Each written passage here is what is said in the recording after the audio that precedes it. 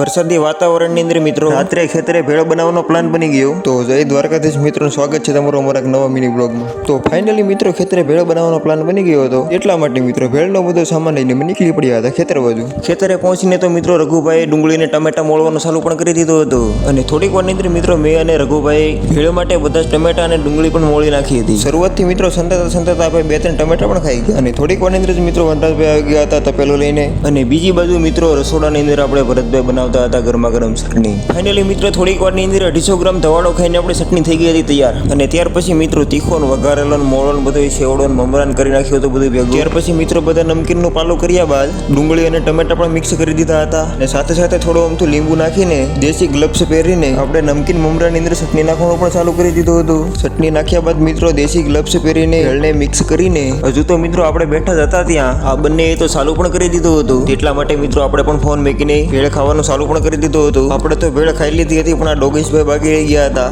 એટલા માટે મિત્રો ડોગેશભાઈને જમાડીને ત્યાર પછી મિત્રો આ બંને પાસે તપેલું અને બધા જ વાસણ ધોરાવીને જવા લાગ્યા હતા ઘર બાજુ. મળી આવ્યા કાલે નવા બ્લોગમાં.